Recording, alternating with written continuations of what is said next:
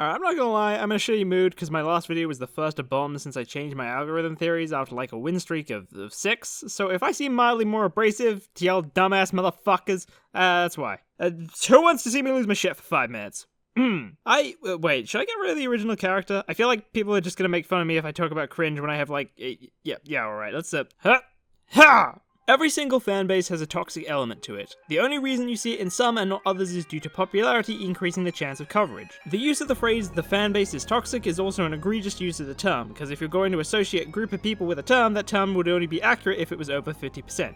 However, in the instance of toxicity that people refer to as examples, when you look closely, barely make up even 5% of the people who refer to themselves as fans.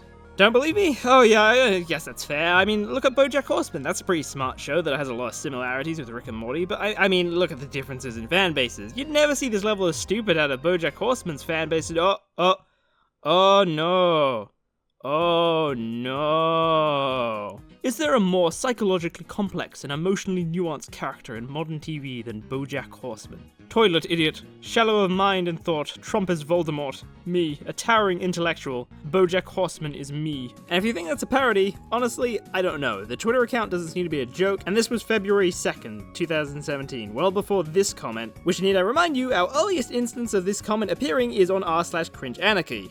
How can you be self-aware enough about cringe to go on a cringe subreddit while still being cringy yourself? This comment was a parody, an immense exaggeration of people at most being somewhat uppity about liking a certain show. And it's funny and well written, right? But please stop using it as an example of toxicity. It doesn't fucking count. God damn it, PewDiePie.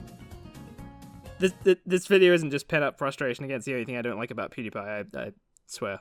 Ugh, at least it's mostly in the pursuit of comedy and rarely attacks the fanbase, so I can't be too hard on it, but I'll get to that in a moment. Anyway, my point is that if you look for it, you can find this in anything. Like, let's go really obscure. How about Hunter x Hunter?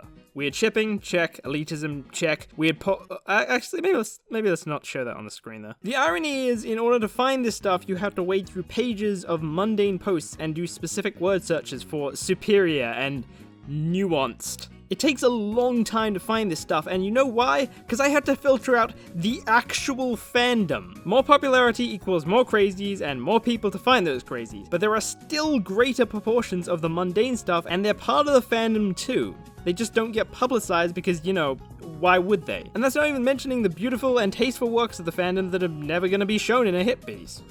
I shouldn't say hit piece. I'm sure a lot of people just aren't paying attention when they say this shit, but... Oh, hey, ready for me to blow your mind? Ready? DeviantArt, search, Sonic. Yeah, no, I'm not really seeing anything here. Even if I go to new, there's not much. Bit of shitty art, couple edgy, couple... That one's just generally creepy, what the fuck? Anyway, let me put this in perspective. In I Hate Everything's video on the subject, he gave a story about some cringy fan seeing his shirt and without any attempt at good conversation, just obnoxiously shouted, wubba lubba dub dub. My question is this, how many other people have also walked up to you and been like, hey man, nice shirt? Probably plenty, but that would never make it into a video on the subject, now would it?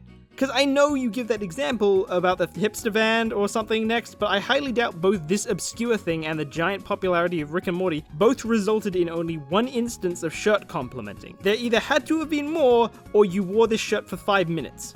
Extremes are engaging, that's all it boils down to. It's just like a play, when something stands out, it gets the spotlight. At a certain level of popularity, there's enough publicized cringy shit to form your entire association on something. Suddenly you forget the mundane and remember the horrifying. The fandom is cringe. That's how you get that phrase. It sounds accurate when you hear it, but it's just not. Like, fucking... Take a second to realize that every other assumedly Rick and Morty fan in this video is uncomfortably silent. I mean, haven't you ever been to a big city before and been like, wow, there are a lot of crazies here, as you struggle to wade through the dense crowds of people? It's the same concept, you don't notice that which is not extreme. It also kind of reminds me of school shooters and the media's reaction like 5 years back, whatever. Every time a school shooting seemed to happen, video games were always to blame, and the mainstream audience who didn't care for video games lapped it up, never even considering just how many other gamers were out there who didn't commit such atrocious acts. Why? Because the extremes got coverage and stood out. All of a sudden, gamers are school shooters. Now there are seemingly a couple of exceptions to popularity resulting in toxic fandoms, but all of these are just, again, because they haven't been publicized yet. In the case of Harry Potter, for instance, it was hyped in the public eye well before this whole fandom fucking nonsense thing came about, but I could absolutely make this fandom out to be cringy if I wanted to. Ever heard of Quidditch? It's like a weird football hybrid actual sport where people run around with brooms between their legs. It looks fucking stupid. Now just for clarification, I'm very much open to weird shit, and as long as you don't actively and directly infringing on people's human rights, I won't hold it against you, but I'm just trying to say, it looks cringe, people think it's cringe, and if a big YouTuber decided to spotlight this as well as other Harry Potter related cringe, the fanbase would absolutely start to be associated with this. Same goes for Game of Thrones. Take a look at the Book Elitist, or Game of Thrones themed weddings. The cringe and toxicity is out there, you just have to find it. You know how Pickle Rick is this stupid running joke that people say trying to be funny but just use it as no more than a reference? The one thing I've always wanted to ask you for years is, Hodor? Hodor. That's it.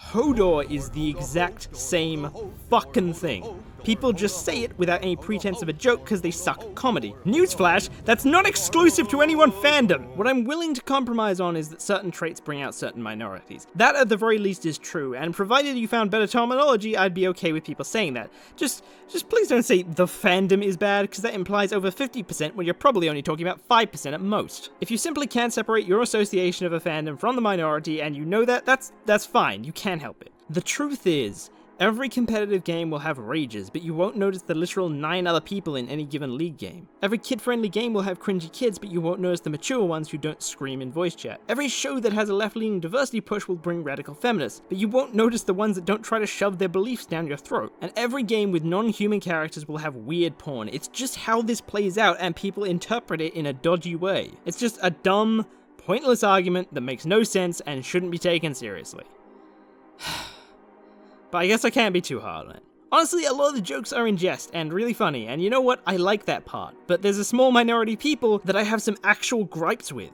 To use their own phrasing, the toxic fandom is a toxic fandom. When I see people denouncing or aggressively condemning whole fandoms, it just sounds like the very elitism you struck out to criticize. There's just this weird air of cockiness to some people's treatment of this topic. I mean, is this just a power trip? Do you think you can feel like you're better than a giant group of people just because you strawman them with the minority? Plot twist, you are that minority! As I say, if there's any merit to this fandom nonsense, it's that it created some fantastic running jokes, so maybe because of that, I don't really want any of this to change. Besides, I know better than to try and control the internet, but I just want people to know, you know? As long as I feel like this video has gotten out to enough people and that most are self-aware enough when they make these jokes, honestly, that's good enough for me.